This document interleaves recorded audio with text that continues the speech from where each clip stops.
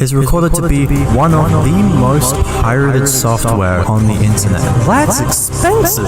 Most people want stuff for not expensive. It's simply because no one cares.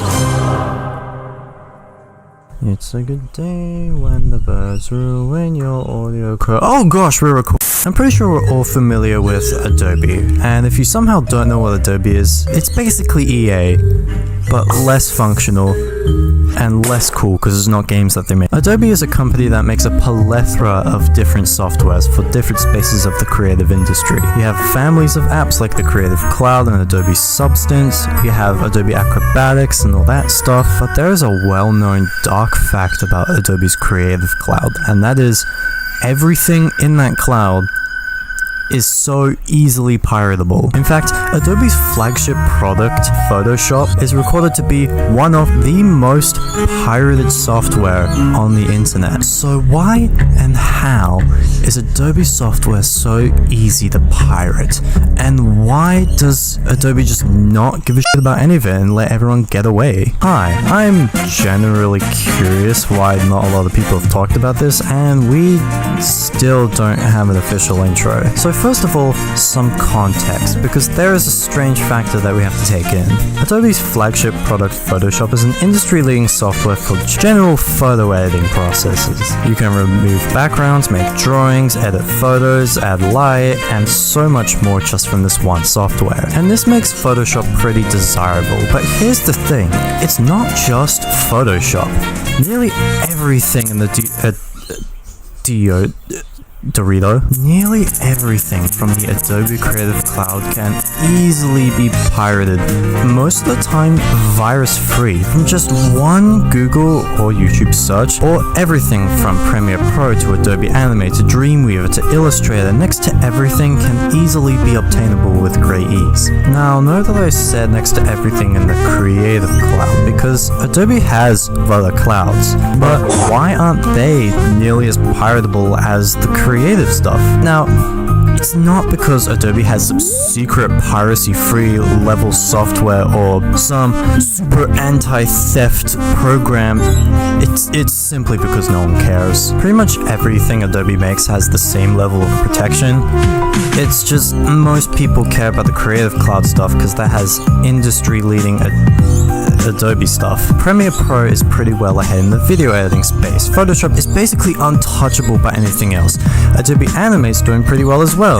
And if we take a look at Adobe Substance, it's basically Blender split into 4 different software. And yes, it is more expensive than Blender because you see, Blender is free and Adobe costs money. Got all that? Great, now everything's making noise in the background. Hey, do you know I want to kill? Now, why? Why is Adobe so easy piratable? Well, remember when I said Adobe costs money? No big deal. I'm sure Adobe will be like $2. I'm sure it's not a big fee you have to pay. What is this? That's expensive. Most people want stuff for not expensive. Combine the expensive thing with the fact that most of the stuff in the Creative Cloud is industry leading, then people are going to have enough motivation to find alternative methods. And what are these devious, dark alternative methods that these absolute script kiddies triumph? Why don't I end my YouTube career right here? Well, there's one thing you gotta know about Adobe. Adobe software can be downloaded in 3 different ways. Number 1 is through the Creative Cloud app, which, since the app already has access to different corners of your computer, it instantly has the access to the folders necessary to build the software within. Number 2 is through the Microsoft Store, which has similar reasons to the Creative Cloud, but it's method number 3 that starts to raise the sales. The third way is through Adobe's website itself. But when you choose to purchase and download a program, it doesn't give you the program directly like the other 2 methods do, because most companies assume that the internet browser you use can only access the downloads folder of your computer. So instead, Adobe gives you a setup, which then puts all the cogs in place because now it has access to the rest of the computer. once you grant it, of course. And out of all three of these methods, pretty much all pirators will use the third one. How do I know this? Because every single pirated link does the exact same thing. Don't ask me how I know. The only difference being is that these pirators have figured out a way to cut the connection off between the software and the Creative Cloud, thus not forcing you to pay the thing, the fine, the subscription. You see, Adobe has a weak DRM, and if you don't know what a DRM is, then don't worry, I didn't know either. A DRM is a digital rights manager, which basically is a managing program for the legal rights of digital content. It usually is used to restrict unknown and unwanted access to digital programs and keep everything copywritten. And Adobe's DRM is heavily reliant on their subscription model, which we all know isn't that effective. Now, I know some people are just going to be like, oh, why does Adobe just make a good DRM then?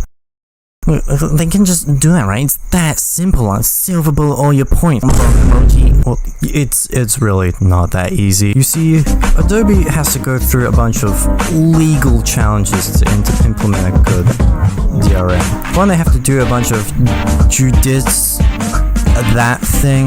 They have to do some enforcement challenges, cross-border distribution, international treaties and agreements, legislation risks, and the whole thing is just one big cat and mouse game because pirators are going to find a way around it anyway. Do we have any more details on these legal battles? No, because Adobe isn't keen on sharing them, and my new computer research team, ChatGPT, can't find anything. Also, if Adobe does introduce a good DRM, if you've ever used Adobe before, you know every single feature they add just breaks the whole thing instantly. And the last big major thing to tie up all these three categories in a nice blood-soaked bow is the sheer amount of YouTube tutorials and pirated download links that just exist. There are legitimately so many links and tutorials that if you were to lay them down as bricks, you probably had enough to remake the towers. And based on the amount alone, I don't think they're going to be stopped by any Adobe Aero plane. That was stupid. And yeah, that's all I've got to say about Adobe, really. For those of you who got just boarded away, I can honestly understand, as I realize we don't have an official outro either. Wait, so every outro just ends with me getting cut off with funny music playing in the background? Why the hell does every outro gotta end with me getting cut off?